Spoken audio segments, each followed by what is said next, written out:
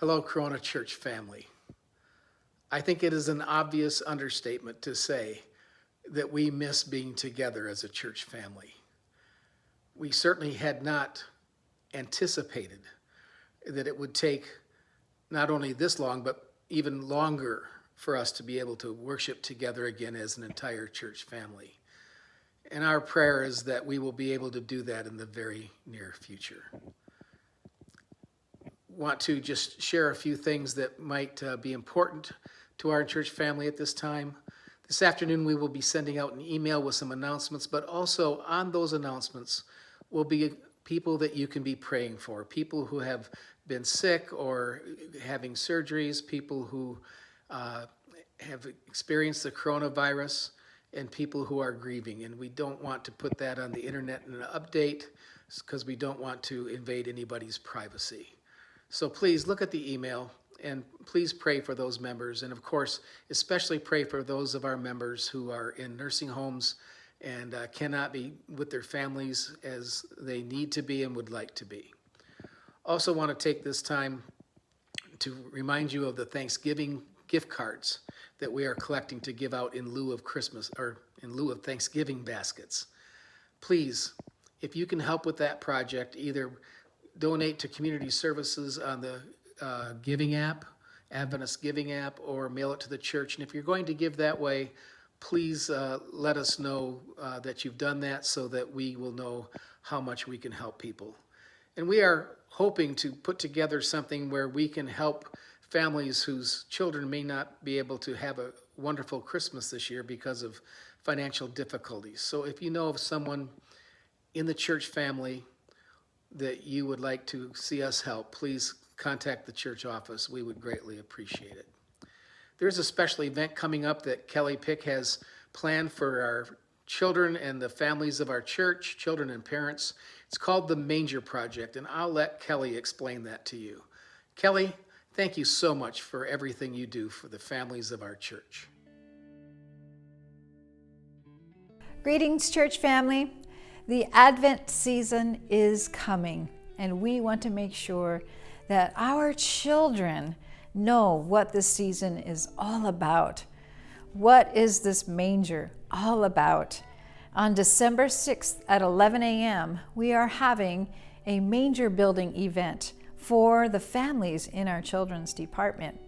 So we want you to register as soon as you can. Give me a call, a text, send me an email, send the church an email. Let me know that you are bringing your family. One kit per family. It's $20. It's minimal cost. Your kits will be made custom for you. We won't have extras, so you need to sign up in order to have your kit made just for your family.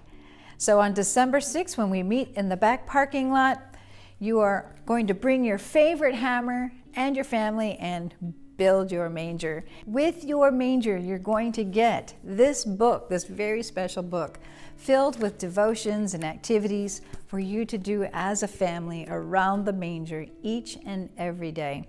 And we will also be giving you some ideas of what to fill your manger with every day in the month of December. It really is going to be a special time. I hope you'll consider this important time of bonding with one another and growing closer to God and remembering the Advent season and the meaning of the birth of Christ. All right, we'll see you soon. Register soon. Bye-bye.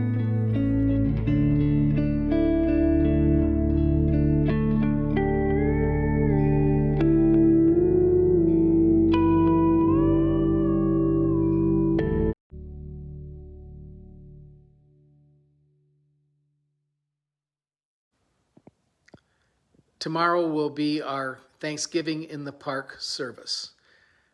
And we are free to meet in the park outside, and we will begin at 10 o'clock is when the reservation begins. Our worship service will begin at 11. It will be a very informal one with singing and sharing, and especially sharing how we've seen God work in our lives during this time when we've been in isolation and separation. I hope you will plan on doing that and think about what you might share about what you've learned about God or what God's been doing in your life during this time. We also will be praying with and for each other.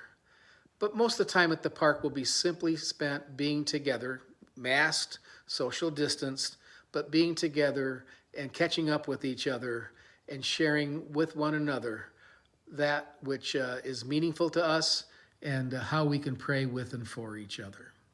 If you can't be at the service tomorrow or choose not to be, I hope you will watch the online service. It's going to be posted tonight at 5 o'clock or thereabouts, sometime this evening. And we're going to start posting all of our services on Friday evening so that people can watch it when it's easiest for them to watch. I want to end this little update by reading a psalm. And I would urge you before tomorrow, if you're going to be at the Thanksgiving service, or tomorrow or before Thanksgiving, that you read Psalms 145 through Psalms 150. That you spend time meditating on those Psalms, which are Psalms of praise to God and thanksgiving to God for who He is and what He's done. But I want to read Psalm 63 as we close this little update. O God, you are our God. Earnestly we seek you. Our soul thirsts for you. Our flesh faints for you, as in a dry and weary land where there is no water.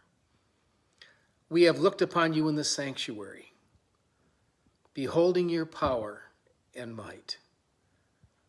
Because your steadfast love is better than life, our lips will praise you. So we will bless you as long as we live. In your name we will lift up our hands. Our souls will be satisfied with fat and rich food, and our mouths will praise you with joyful lips when we remember you upon our bed and meditate on you in the watches of the night.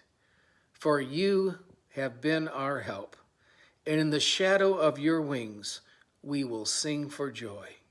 Our soul clings to you. Your right hand upholds us. May this psalm reflect the thoughts of our hearts and our minds, our emotions, and our admission of how much we need God in our lives, not just during this time, but all our life through. May God bless and keep each one of you.